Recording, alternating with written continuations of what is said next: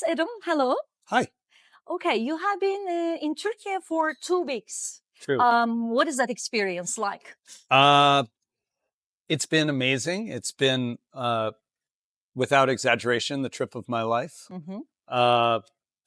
It's been fantastic to meet all of my readers and really get a chance to talk to them.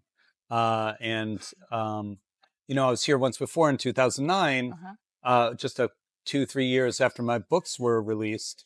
And I was amazed that people were so enthusiastic about my work then. But now it's been almost 20 years since some of my books have been released. And to find that not only do people remember it, but they've read it multiple times. And then there's a whole new generation that's discovering it because for some reason, and I do not know why,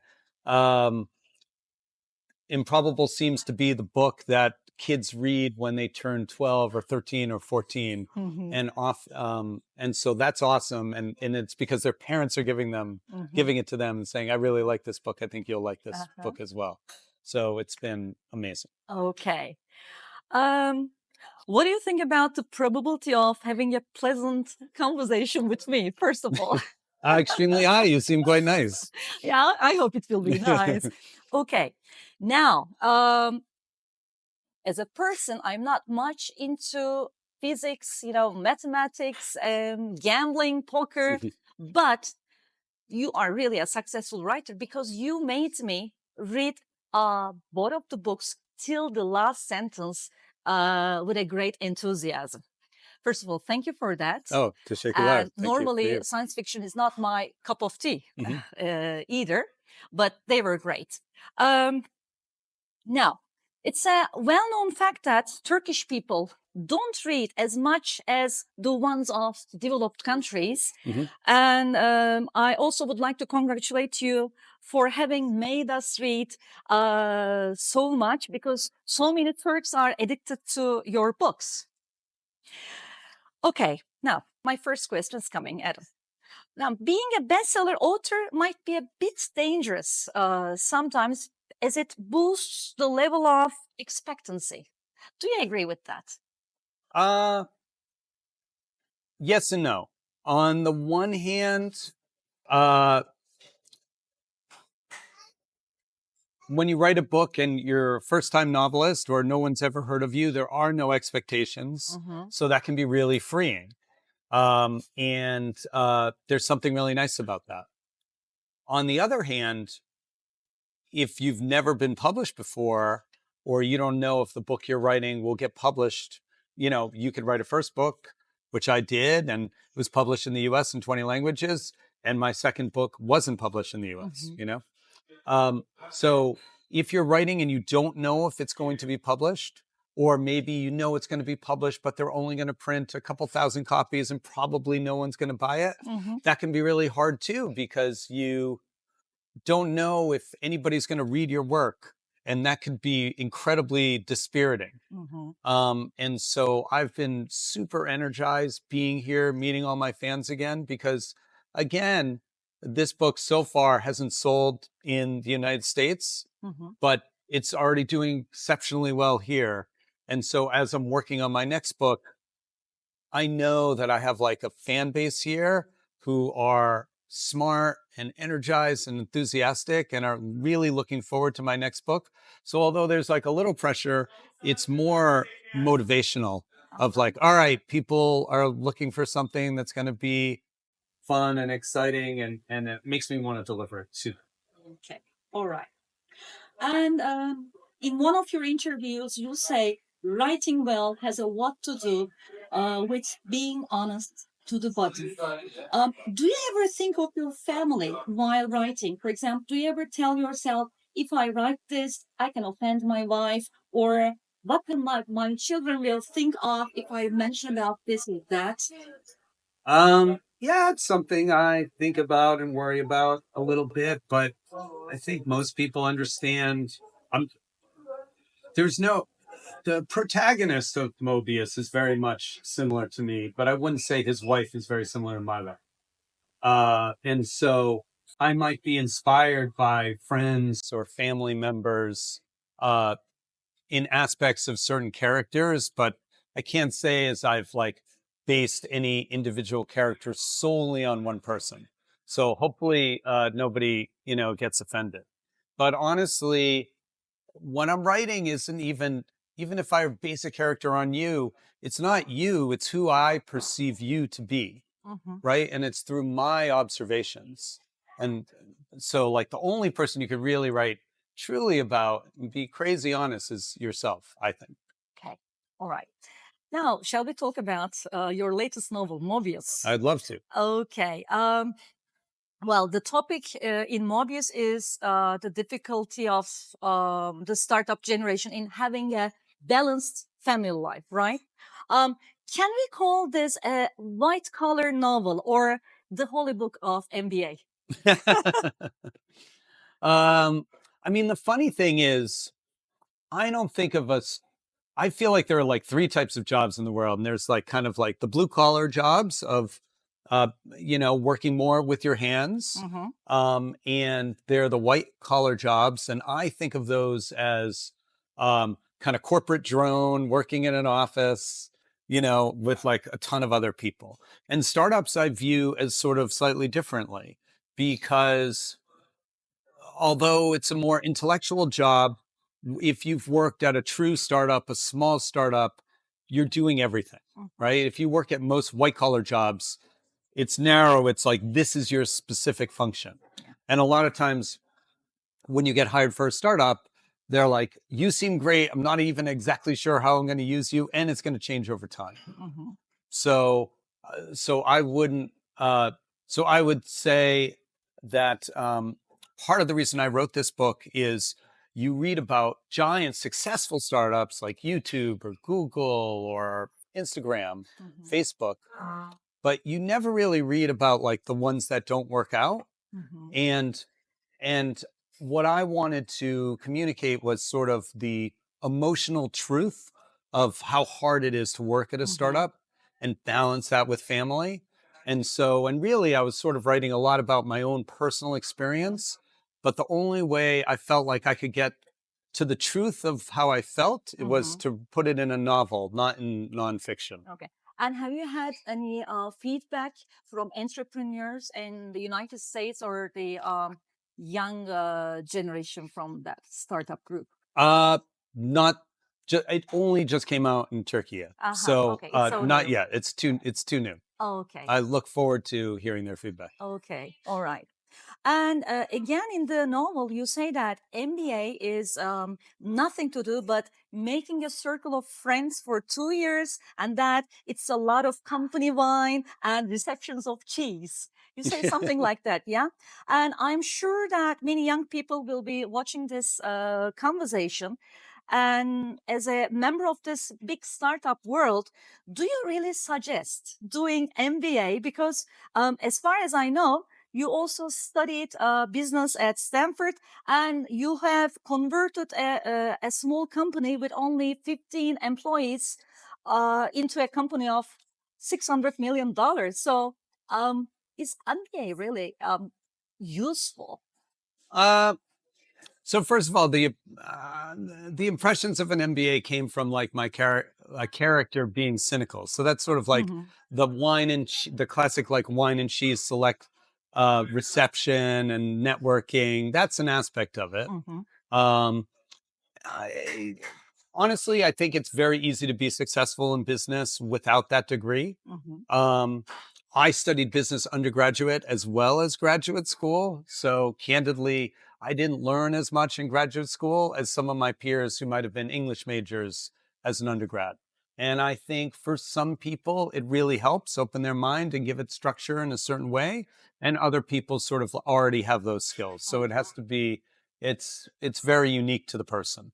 But it's not like med school or law school where like you need that education to do it. Because business is sort of like whatever you can dream up, and there's lots of roles within business. So while it can certainly help, it's certainly not necessary. Okay.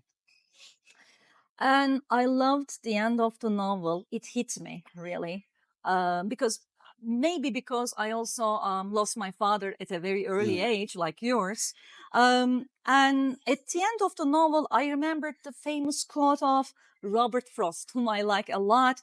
Two roads diverged in a wood, and I took the one less traveled by, and that has made all the difference. Now, can we say that free will is the freedom of choosing this or that road, but what if both roads take us to the same destination, which might be called destiny?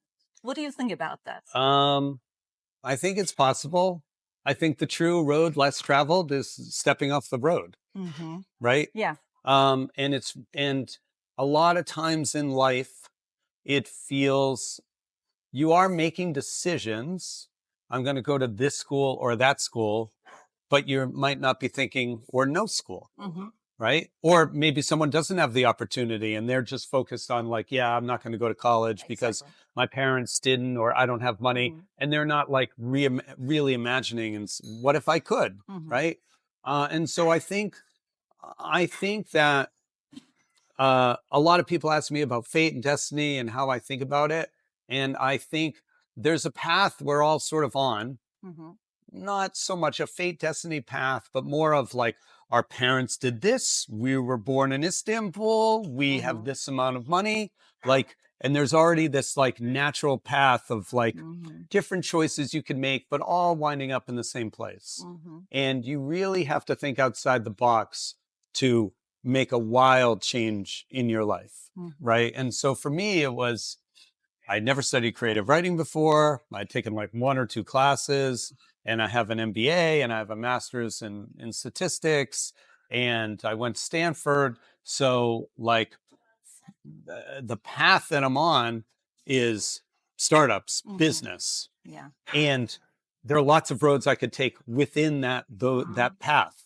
And so it might feel like, oh, I'm going do this one. Stepping off the path entirely and saying, I'm going to be a novelist, that's where I think you can start to reshape your future. Yeah. And that makes the real difference, right? Yeah. But it's the things that the unexpected choices that change things, not choosing between a ham sandwich and a ham and cheese sandwich. Okay. And our main character in Mobius is called Caleb, if I'm pronouncing it correctly. Caleb Bachman. Caleb, all right. It's a very interesting name. How did you find that name? Does it have a story behind it? It is not a very ordinary American name. Right? It's a biblical name. It's it's interest. It's not. For me, I think a lot about how names sound. And so typically I look for unusual names or like a little bit off the beaten path, but you can't do that for the whole thing because then it's like it starts to feel unrealistic. Yes. Right? Yes. So Jim is a very common name. Andy is a very common name. Exactly. But then I can mix in something that is less common, like a Caleb. And to me, just the name, I don't know, it sounded strong. And that's what I liked about it. Sounds strong. You're it sounds strong, Yeah. you know, and Rowan sounded more almost like asexual, like like androgynous, you know, and that's more how I saw her character. So I try to fit the name to the character as best I can. And I give a lot of thought to the larger characters and candidly less thought to if I have a minor character who's going to have a small part. I don't agonize over it because sometimes that's a way of hiding when you're writing. Like I try to write for a certain amount of time every day and like I shouldn't spend 20 minutes thinking of one character name. You know, you just go with it. Okay. And Jim is the wiser, the more experienced version of Caleb. Can we also call Jim as the superego or the inner conscience of Caleb? Because he's warning Caleb all the time, do this, don't do it, don't do that, etc. But Caleb never listens to him. He just goes on his own way. Yeah, I think I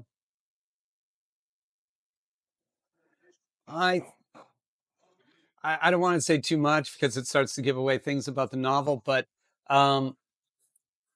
I think that there are just people in our life that tell us things that often we don't listen to until it's too late. And there's an expression someone said to me recently, which I love, which is youth is wasted on the young, right? Lovely. and it's Lovely. and it's sort of like when you're like nothing's better than being young, but you don't appreciate it when you're young. And there's so much stuff that a lot of people would do differently if they could, knowing what they know when they're older. And so a lot of things in life, it doesn't matter how much people tell you things. You just won't believe it until you experience it and you learn it. And you so you have to learn how to not touch the hot stove. And sometimes the only way to learn it is to touch it, burn yourself, and you're like, I got it now. Yeah. And Caleb also actually admits that he has made the same mistakes Right. all his life, right? Oh, and young people. And like older people, I keep making the same mistake, Every one of us, right. Hopefully like a little bit less, but still, yes. And in real life, most of us have that inner conscience, though we hear that voice, coming from here from time to time. But why don't we listen to that voice or sometimes totally ignore it? What do you think? I think we ignore it when it's telling us to do something hard, or like things that we don't want to do. So that's when you hear the voice, right?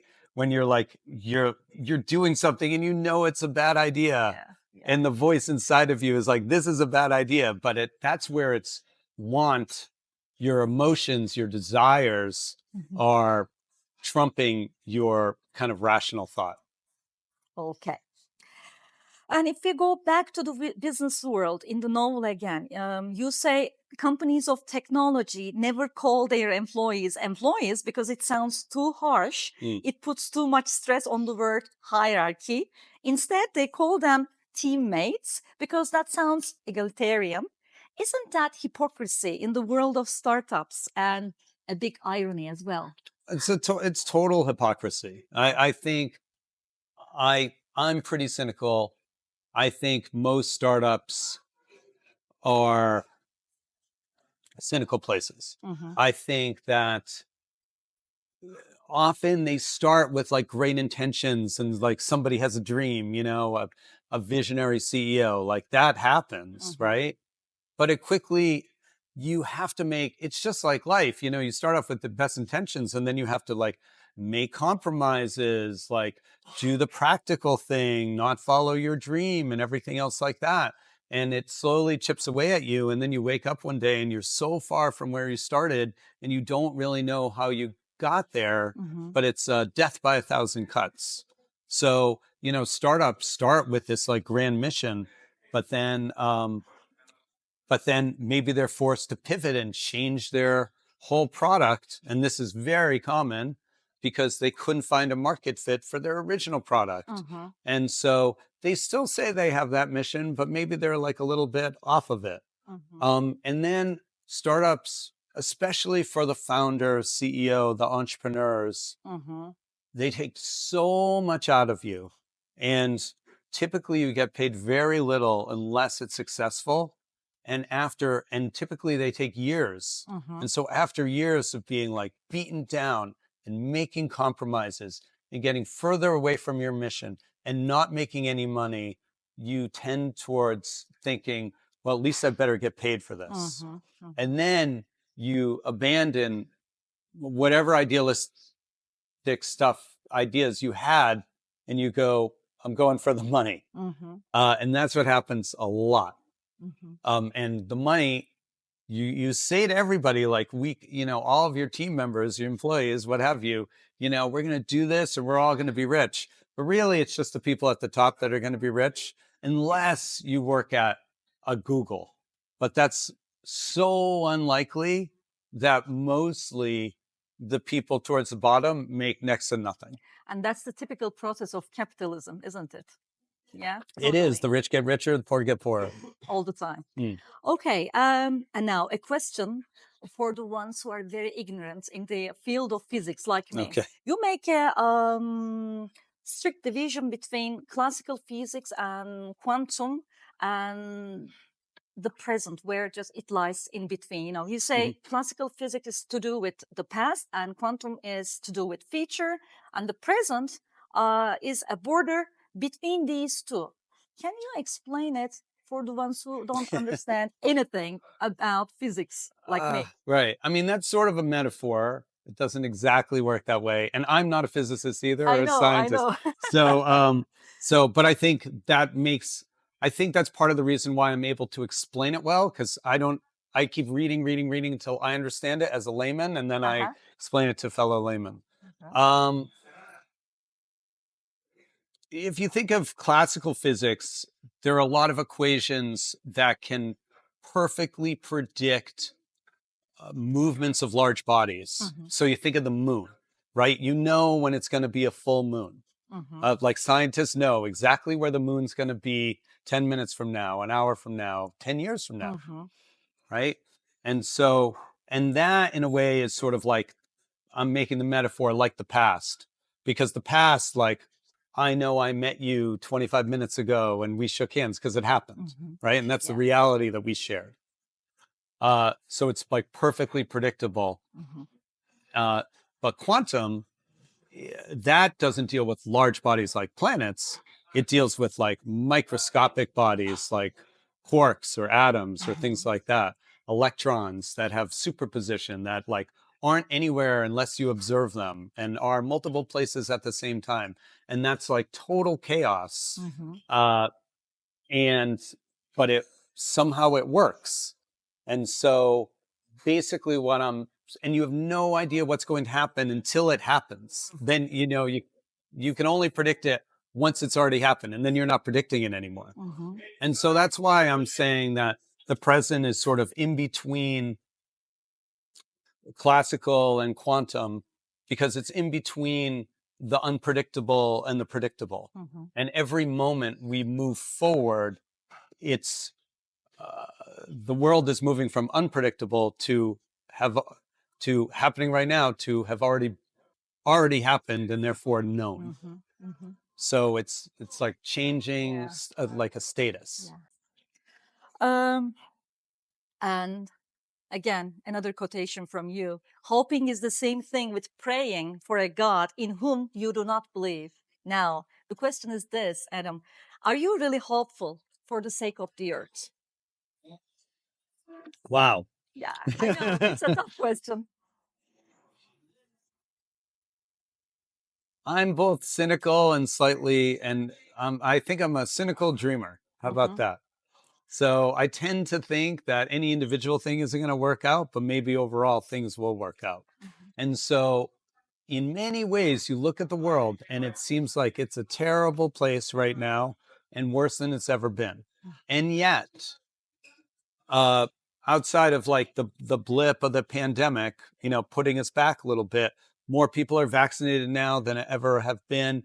People have longer life expectancies than they've ever had. There are less people in, poverty than ever before, less people starving than ever before if you look at the whole world. So the arc of history is positive if we don't blow ourselves up before we get there.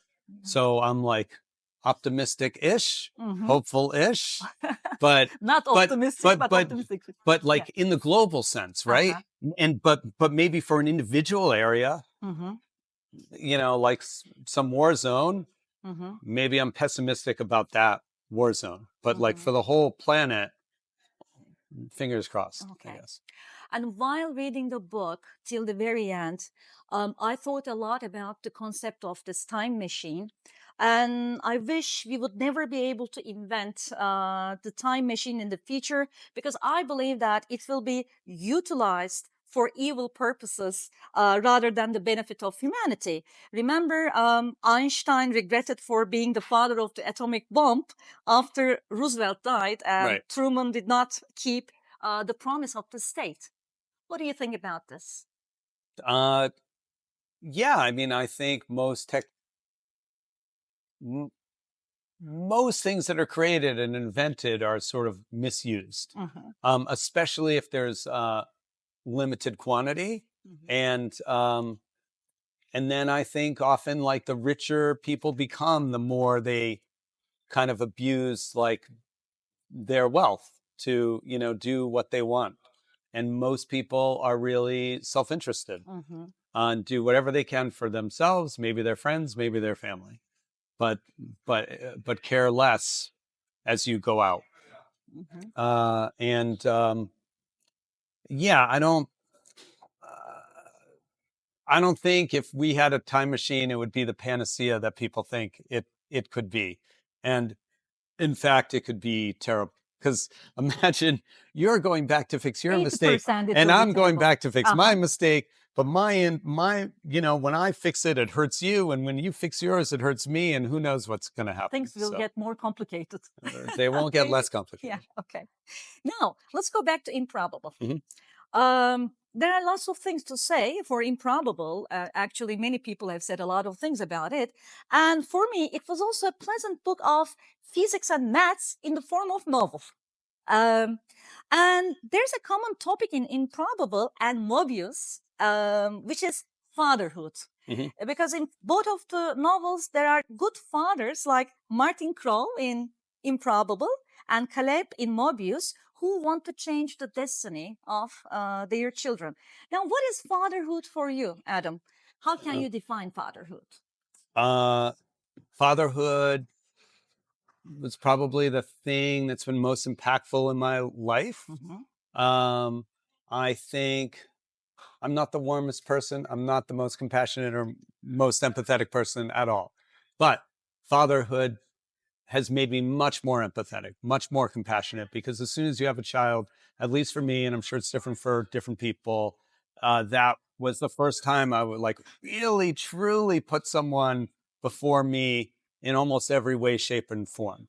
And someone said to me once, you can only be as happy as your saddest child. And I very much think that's true.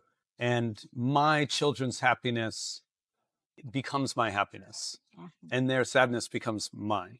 So I feel like my children have humanized me in a way that nothing else has. And I think that like I'm trying to make my characters as much real people as possible. And so I don't want to say use, but like by inserting a child, it changes that person in ways that I understand. Yeah, I can say the same Yeah. thing for motherhood as well. Yeah. I think it's harder. I think it's harder. Yeah. Okay. I smiled while reading Mobius because I saw two characters there from Improbable. Dr. Kane, if I'm not mistaken, Dr. Kane is ex-professor of Rowan in Yes. Mobius, and Jasper. How did the idea of mentioning about these two characters of Improbable cross your mind in Mobius? Sure. I love a lot of cinema. And you know, I love Marvel movies, and I love how there are like Easter eggs in these movies, and I love larger franchises like Star Wars or Star Trek, very much Star Trek. So I love it when like a character from one show, Star Trek show, appears in another Star Trek show, and it shows how it's all this connected universe. And I'm not trying to replicate Star Wars or Star Trek or the MCU. But I think of all of my novels as being connected, being in the same world. And for me, like pulling those characters back, it's like visiting with old friends, right? And that's fun. Yeah, I felt the same thing. As if I saw my old friends. Yeah. Right. Just for a minute, like at the party, you're like, oh, I didn't know you were gonna be here. Hello. And then they have to leave. You got there late, they have to leave early or something else like that. Yeah. So you don't spend too much time with them, but enough to kind of satisfy that itch. And that more than anything was a 100% shout out to like my Turkish fans who I knew would see them and recognize them. And it's funny because I have a lot of friends who are early readers and my agent and things like that, none of whom have read Improbable. So I just asked, like, those two guys, did they work okay? And they you will know, love seeing them. and they were like, yeah, they seem fine. They seem really developed for how little they were on the page. And I was like, well, that's because how there was a little, whole, but because they were in a whole book before, and so they're more formed in my mind. the readers will love it. Yeah, I think I felt that. And you again say in Improbable, sometimes one should say, damn the statistics and I will do whatever I want. Now, do you ever say so to yourself, and when? 100%. A bit personal question. No, I'm not. Okay. There are more personal questions, I suppose you could ask. Okay. Yeah, I mean, writing a novel, right? It's exceptionally hard to get an agent and very improbable. And then it's really improbable that that agent will be able to sell your book. More improbable still that they'll be able to sell foreign rights. More improbable still that it will do well in another country. So like the probability of me being as popular as I've been in Turkey for almost 20 years has to be near zero.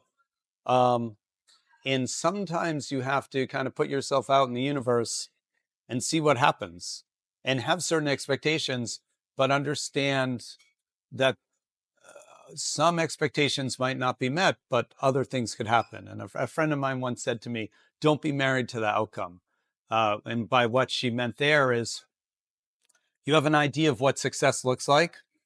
Just do your best and see what happens. And maybe you find success in different places. And you don't have to be sad that you don't have the success you thought you'd have. I thought I would be popular in the US. I'm not. But I'm so happy for the success that I do have here. Okay. All right.